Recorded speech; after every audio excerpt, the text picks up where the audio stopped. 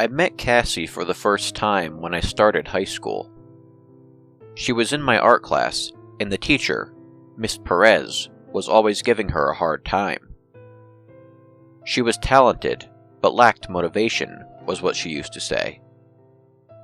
Cassie didn't seem to care, and seemed more focused on whatever music was blasting in her earphones than on her art assignments. We started talking, and found out we were both interested in the same kind of music. I had played the piano for a couple of years, and she was taking guitar lessons.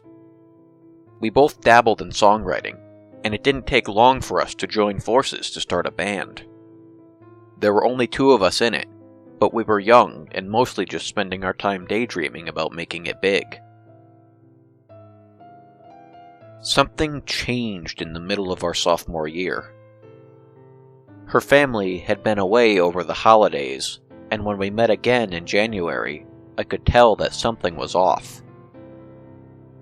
She looked tired in a way I'd never seen her before, and she seemed unfocused.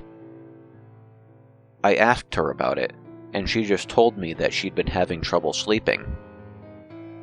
I kept prodding, and Cassie described having weird dreams of traveling through vast, empty spaces.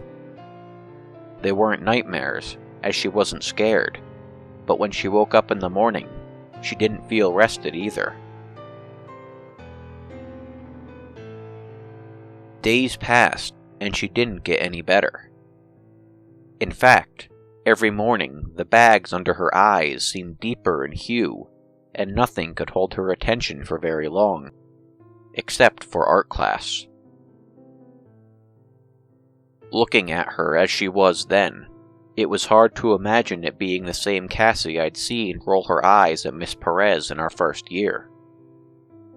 As soon as she got a brush or a pencil in her hand, suddenly she came to life again.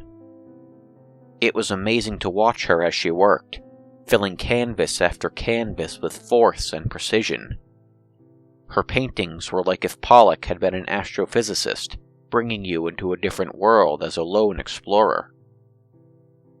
From darkness and emptiness came lights, worlds, destruction, and silence. I was impressed, as everyone seemed to be, but I worried about her. There was something I couldn't help but notice that troubled me about her painting, her expression. While writing songs and playing guitar, creating out of joy, she was always leaving a trace of herself in it. Watching her paint, I didn't feel that. I felt determination, urgency, and fear. In our senior year, Cassie got offered a scholarship to some art school. She didn't have a lot of options. Her dedication to painting and listless approach to anything else meant her grades had dropped significantly. I asked her if she intended to take it, and she shrugged and said that it didn't matter. I urged her to go, telling her that she had a real talent, and that I knew she could make it big like we used to talk about. She looked at me then, the tiredness in her eyes, bringing a hint of nostalgia to the surface, and a ghost of a smile. I hadn't seen her smile for so long, no matter how little. As graduation neared, Cassie told me that she was having a showing of her art. She'd found the perfect place, and wanted me to help her set everything up. After school, she brought me to a small, abandoned warehouse on the outskirts of our district. It was pretty clear that no one in their right mind would think that the place was fit to act as a gallery, but Cassie didn't seem deterred. "Are we trespassing?" I asked her, as we headed back to the car. "Yes," she answered, "but it's important." We spent the next week driving back and forth between the school and the warehouse. A few days before graduation, she asked me not to come anymore. She told me that she was grateful for my help, but that she needed to finish installing the pieces on her own. "When the rain comes, "Meet me here," was the last thing she said before we parted ways. I wondered what she was talking about.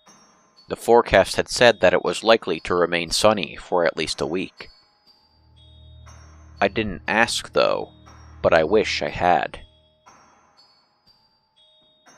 She didn't come to school those last few days. We were listening to the principal speak when the first drops started falling. The skies had turned a dark gray, and thunder rolled in the distance. The wind was picking up, and a few graduates shouted as their hats blew away. As the rain intensified, they started moving the rest of the ceremony inside. I got up from my seat with the others, but headed further out as they headed in. The weather got worse by the minute, it seemed, and I started running to my car. Cassie's words were ringing in my ears, and I couldn't help but feel that something was horribly wrong. When I arrived at the warehouse, it was a full-blown storm. The rain seemed almost horizontal because of the wind, and by the time I got inside, I was soaked to the skin. "Cassie?" I called out into the darkness, but I received no answer. In the light coming in through the door, I could see lit candles set up in a line. I closed the door behind me and walked toward the flickering lights. As I separated myself from the tempest outside, I started to make out the trail Cassie had left for me, candles set up to illuminate the right path along the story she wanted to tell. I started walking at a slow pace between her paintings, letting her guide me. Before, I'd only ever seen her paintings as individual works with a common theme.